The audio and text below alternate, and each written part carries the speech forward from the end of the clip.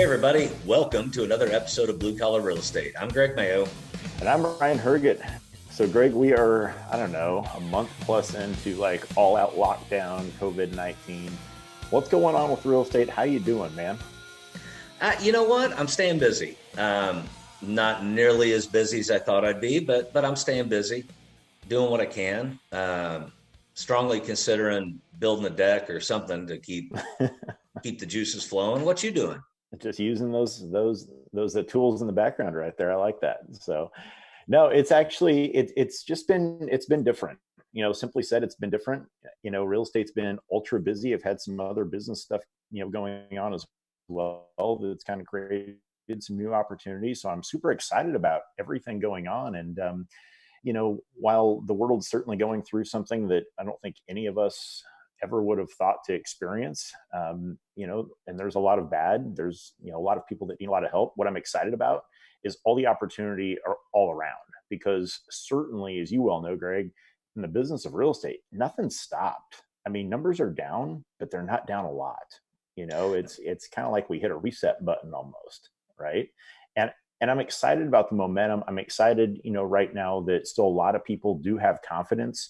They feel that, at least that I'm talking to, things are going to come back pretty quickly. And as long as I feel that happens pretty soon, this is going to be a pretty good rebound, I hope. So I'm excited about what's going on right now. Yeah, I am too. And so today we're going to talk about some of the numbers that are going on in the market. Yeah. We're going to offer a little encouragement, not only to other agents, but to people looking to buy and sell. And we're going to talk a little bit about some of the things that are going on right now with mortgages. We've got some updated information this morning from our sponsors, Stacy Mayo and the Scott Miller team at Ruoff Mortgage. And we're going to talk about something I saw earlier. So now that I got my bad dad joke out of the way, we have to explain that to people who aren't watching on YouTube right now. And Greg is sitting in his shop garage right now, and his saw reference was into the saw right behind him, the handheld saw type. So anyway, I digress. Go ahead and continue with what's going on with the mortgage world and what our sponsor Stacy Mayo and the Scott Miller team are talking about right now. So, as you all know, or as you probably know, interest rates for mortgages have been like this the last month. They've been all over the freaking map. Way up and down, absolutely. Right now, they're back down to the low to mid threes. Right now, as we're recording this on April 17th. Lending guidelines, however, are tightening a bit. As far as credit scores have to be a little higher than they used to. Lower debt to income ratio is what lenders are requiring now. And there's a lot of reasons for that. We'll get into next week when we have Stacy on the program to talk about some mortgage stuff. But so that's what's kind of going on. The mortgage industry is doing what they can to keep kicking this can down the street, right? To keep moving forward with people buying and selling homes. And, that's just it. And that's what's a little bit different about the mortgage industry. I feel right now versus the real estate, actual people buying and selling homes right now. Not to, dive too deep into this, because I know we will next week when Stacy comes on the show. But, one of the dynamics I think that it really creates is, if you bought a house as recently as a year ago, it totally makes sense to refinance right now.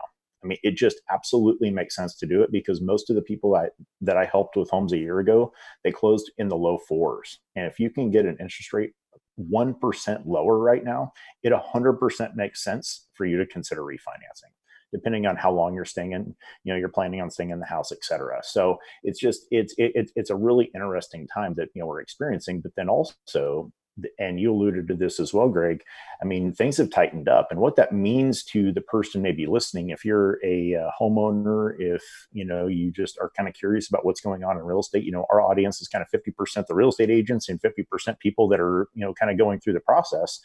And, if you're that person that, has bought or sold a home, it simply means that your credit score has to be a lot better than it did 2 weeks ago to buy a house.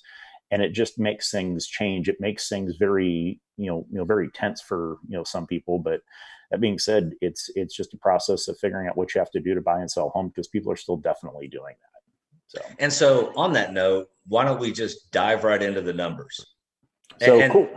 For Go people ahead. Sorry, listening Greg. not in Central Indiana, these numbers are Central Indiana specific, but they Well, yeah, should and it's reflect kind what's of, going on. but it's what's going on here. And I think, Indianapolis is a very strong economy. There's a lot of business growth here, a lot of technology growth, a lot of healthcare here. We're in a very good market, at least we were prior to this. And I'm certainly confident that, that'll rebound. But here in Central Indiana, I mean, showings right now, and I was going back and looking at this, and right now, if we look at the same 2 week period from a year ago right now, if we look at what was going on, early April to mid-April a year ago right now, showings are down 50%. Simply put, there was about 5,000 showings that happened in Indianapolis during that period a year ago. And again, just for those who may want to go back and cross-reference this or check facts, I was looking at homes that were on the market between 100,000 and 500,000 in all of Metro Indianapolis, and what was going on a year ago. And there was around 5,000 showings. And this 2 week period a year later, there was about 2,500 showings, like 24 and some change. And so, it simply means, though, that, man, while those numbers are down, they were also on just such a record trajectory pace prior to that. Last year was an incredibly strong real estate market. In fact, it was the best real estate market we've seen here in Central Indiana in a long, long, long, long time. And that being said, so numbers are down, but they're down, they're down slightly from historical highs. And simply put, that means there's still a lot of people that still need to buy and sell a house for a variety and a multitude of reasons. So, and is it fair to say, not to interrupt, but no, go ahead. Is it fair to say that people are not, when we talk about showings, we can talk about it today in terms of traditional showings, right? And part of that difference in number is that people may still be looking at houses, and we'll talk about how we're doing that in a minute, but they're not walking through houses. Is that fair? I absolutely agree with that. And that's a number that's not really taken into account there, because with technology that we have right now, it does make it very easy to either get super excited about a house because of maybe they have a Matterport tour, they have a 360 video tour, and we're going to talk about those here in just a minute. But you can really get a very good sense for what's going on with that house, what the flow looks like. Do you really like the way the kitchen transitions into the living room with all the technology that exists out there right now? Correct? Absolutely. Well, and I think we mentioned. I'm sorry, go ahead. This works so funny on a Zoom thing. We've mentioned it before, but I had a listing. I did my first ever virtual walkthrough. I posted it on our YouTube page. We only had half a dozen people actually walk through the property. We had over 100 people, and in the first day, we had over 100 people watch the video.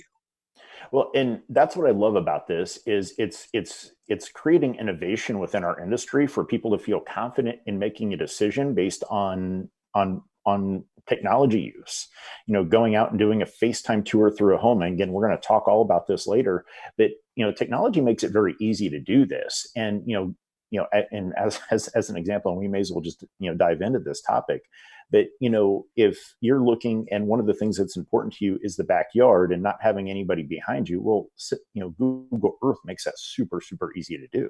And just simply directing people in that manner to based on what's important to them as a real estate agent, or based on our conversations, I should say. And I'm helping them prioritize what their importance based on budget, location, style, all of those things. Well, if a backyard is way high on the list, I can say, let's just pull up Google Earth real quick, and here's a tool you can use for every house that you look at moving forward to see if this backyard makes sense. And then you can look over here and click 360 tour, and you can see what's all around it. You can see how big that backyard actually is. You can see if there's a train going behind it, half mile away. All those things that are important, you can just educate the consumer in a new way. And I'm excited about that because it's also saved me some time going out and showing homes where in the past I might have just gone and shown those homes. Whereas right now we were able to eliminate it using technology. If that makes sense. And the thing that I think is cool about that is a lot of this stuff was available before the pandemic hit, right? I work with out of state and some out of country investors. I know you do too. And I was doing FaceTime walkthroughs with potential buyers 3 years ago. But now, just like anything, necessity's the mother, right? Now that we're in a position where we have to be more creative, some of these things are becoming more and more important. Well, we're doing this podcast on a Zoom call. Yep. A year ago, I didn't know what the hell Zoom was. I mean, It's you did. bringing You're younger and smarter, but definitely don't know about smarter, maybe a touch younger, but the technology exists, but it's also the awareness and understanding how to use that technology. All of us have some degree of a smartphone, right?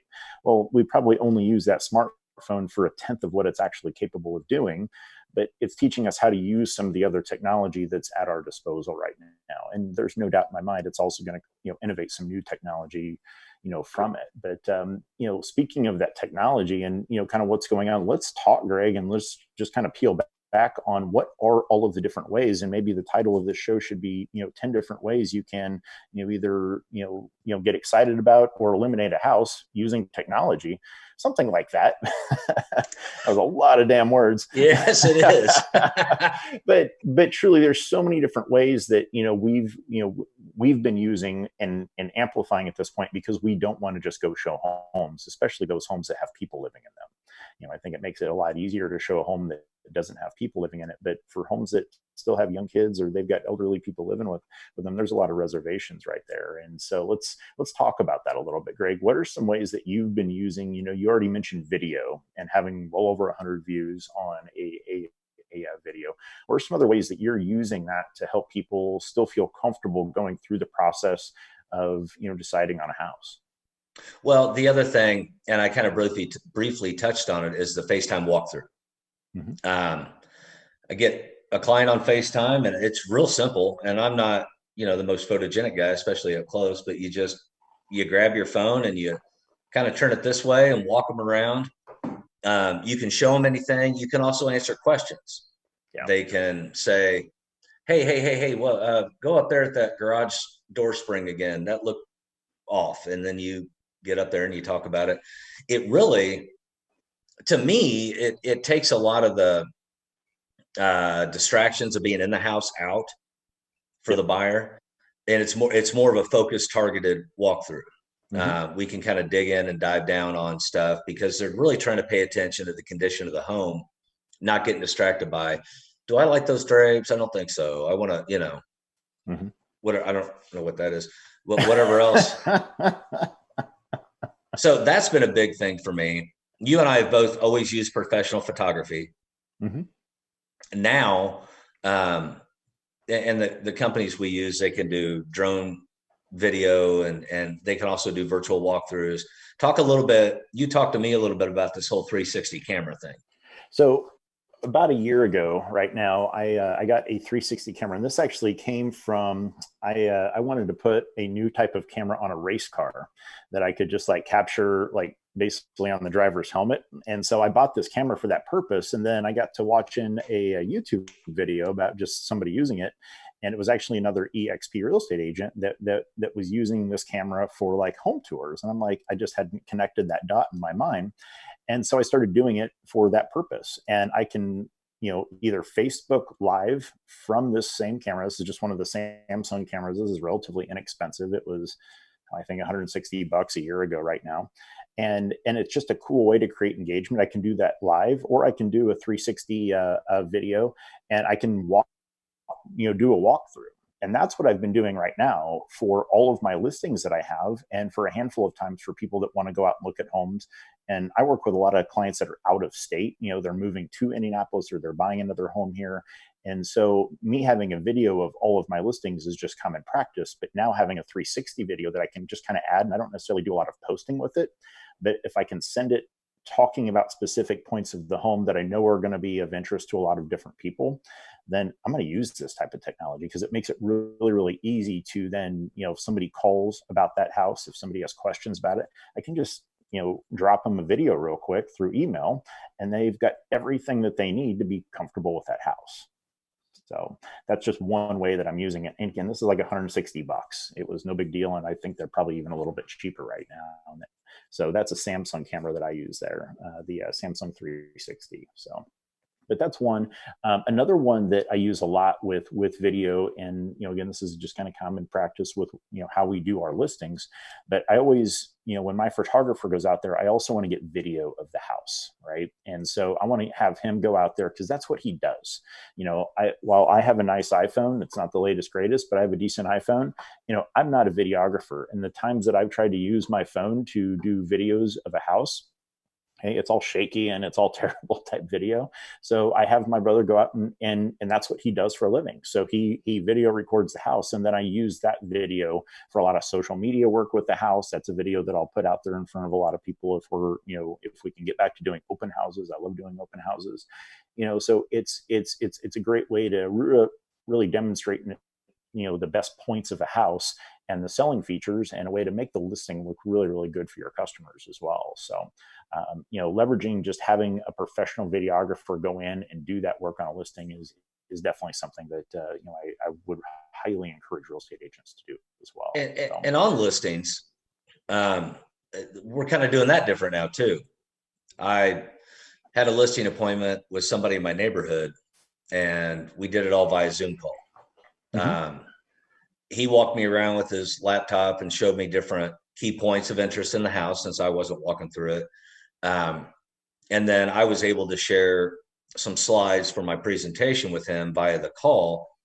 The point is, we're going to get his house listed without ever coming into physical contact with one another. And then with all the technology you and I are talking about right now, we'll likely get it sold without 100 people walking through it. Absolutely. Absolutely. And I think that's what's cool, because I've seen real estate agents do this, and and again, we're only a month into this COVID-19 thing right now. And, everybody's kind of learning as we go. Everybody's navigating these very changing, waters every single day the best we can. But what I love about it's the innovation. And one thing that I've seen real estate agents doing to really still market their homes and, put homes out there for people. And I don't think a lot of people are aware that this is happening yet, but, on Zillow, people, commonly are looking at open houses. In fact, there's a link on Zillow that, only shows open houses, right? Yep. So it's super important to do open houses, especially from a Zillow algorithm. I can never say that word, because it keeps your listing promoted. So that's why open houses are a huge part of our marketing plan, because it also works well with how people are looking at houses. It keeps our listing at the top so we can generate more and more showings.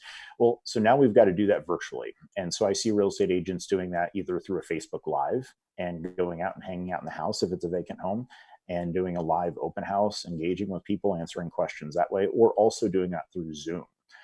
Obviously, Zoom's become a household name as we navigate through this, and I love doing Zoom. It makes things a lot easier, and I love the face-to-face dynamic that it also creates. And you can do it right from your phone as well. So it's a really, really cool product. And again, more and more people are finding it acceptable to do business using this technology.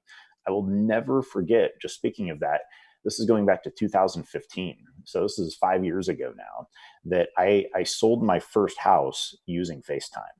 And I'm like, this would be really cool. What if we did this? And then the customer was okay doing it. I'll never forget these people. They were relocating from like Plano, Texas, up this way. And we have since become really, really good friends. But they bought a house through FaceTime because they were that comfortable with the relationship that we had built, using video instead of doing everything exclusively through email prior to that, because she was just huge into using FaceTime for her business at the time. So it was super, super cool.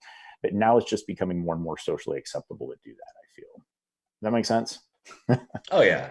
Yeah, none of us particularly wanted to be in the situation we're in right now, I'm sure.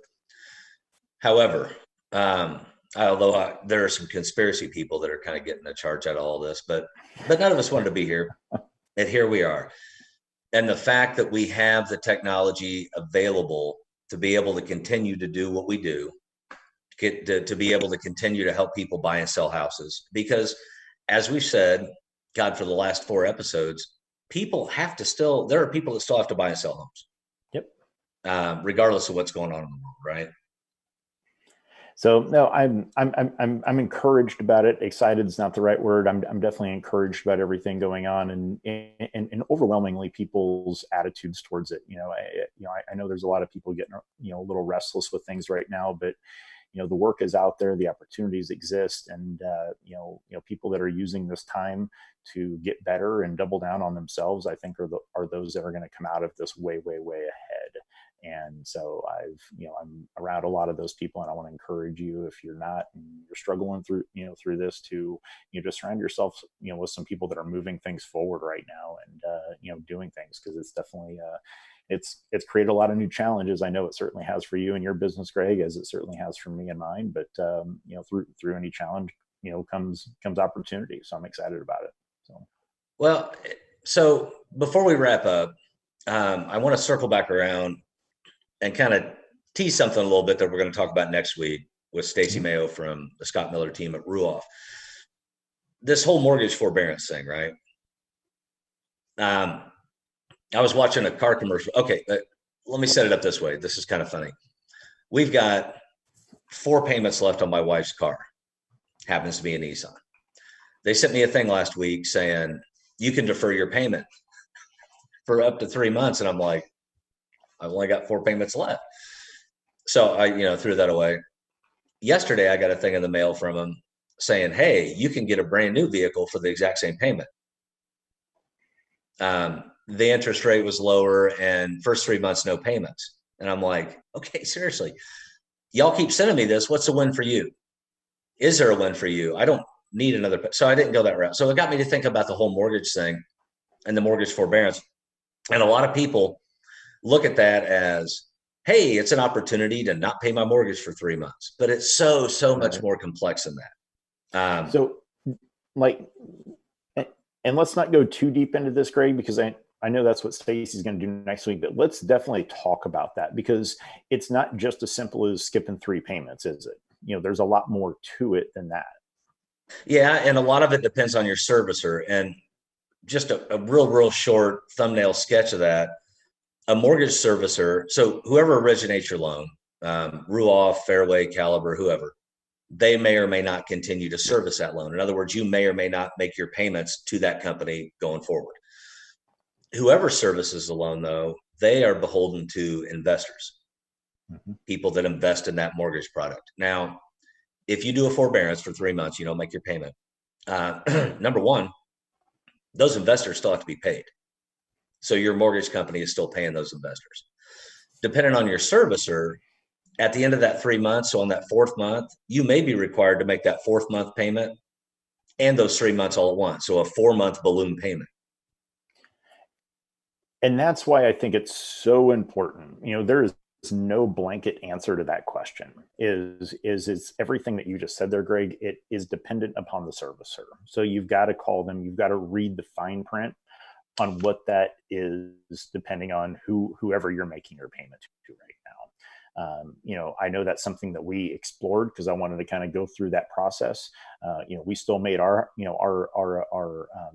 payment last month, but I looked at it, and man, it felt like an incrimination with, the lender that I have, because it was, you had to go through basically filling out a short sale packet. And for those of you who are not familiar with short sales, it is a very interrogating and very not fun thing to do. That's very long and tedious and time consuming. It was not just as easy as calling them and saying, hey, I don't want to make my payment for 3 months. Oh, okay. It was way, way, way more complex than that. So, but every bank is different. And that's what I want to encourage people to, really make those phone calls. If you have to do it, then by all means do it. But understand that you're signing your name to something that means something. And absolutely right. And what I would say, and then we'll kind of drop this and get into it next week with an actual lender that knows way more than you and I. But I would say, don't look at it as, okay, I can just save that money for 3 months. If you don't have to, if you can make your mortgage payment, even if things are tight for you, go ahead and make that payment. Right. And not it, because it's not free money, I guess is my only point. It's not free money. Simply so put. We'll get into more of that next week. Anything else you want to talk about today other than I think we've dove into a lot of what's going on. I think, there's a lot of optimism to, look at right now, but, real estate is definitely still moving forward. I'm loving the technology dynamic that is evolving from it. It's been fun to find new ways to, solve old problems. And I don't know. I'm just like I said, things are good right now, and I'm excited about it. I just want to encourage you, if you're a real estate agent out there, or a fairly new agent, you're trying to figure out how to navigate this. If you're not with EXP or if you are, it doesn't matter. If you have questions, contact me or Ryan. We've been doing a lot to stay ahead of this from a technology standpoint. So if we can help you at all, shoot us a message. We'd be glad to answer your questions. That's what we're here for. That's why we do this. We want to be of service and help out any way we possibly can. So, Greg, definitely appreciate your time as always, man. Stay safe out there, and we'll look forward to chatting again real soon. Everybody else out there, that'll wrap it up for another edition of Blue Collar Real Estate. Thanks so much, everybody.